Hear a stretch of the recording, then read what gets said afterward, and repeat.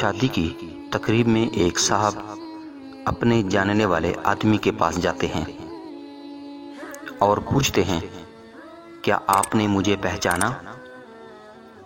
انہوں نے غور سے دیکھا اور کہا، ہاں، آپ میرے پرائمری اسکول کے شاگرد ہو۔ کیا کر رہے ہو آج کل؟ شاگرد نے جواب دیا کہ میں بھی آپ کی طرح اسکول ٹیچر ہوں، اور ٹیچر بننے کی یہ خواہش مجھ میں آپ ہی کی وجہ سے پیدا ہوئی۔ استاد نے پوچھا، وہ کیسے؟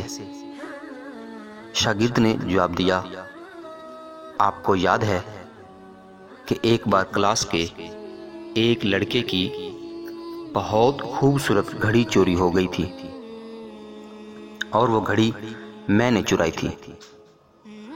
آپ نے پوری کلاس کو کہا تھا کہ جس نے بھی گھڑی چرائی ہے واپس کر دے۔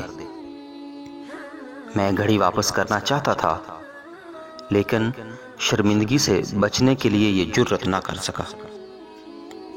آپ نے پوری کلاس کو دیوار کی طرف منہ کر کے آنکھیں بند کر کے کھڑے ہونے کا حکم دیا اور سب کی جیبوں کی تلاشی لی، اور میری جیب سے گھڑی نکال کر میرا نام لیے بغیر وہ گھڑی اس کے مالک کو دے دی، اور مجھے کبھی اس عمل پر شرمندہ نہ کیا۔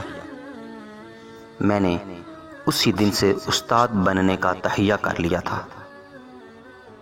استاد نے کہا کہ کہانی کچھ یوں ہے کہ تلاشی کے دوران میں نے بھی اپنی آنکھیں بند کر لی تھیں، اور مجھے بھی آج ہی پتہ چلا ہے کہ وہ گھڑی آپ نے چرائی تھی۔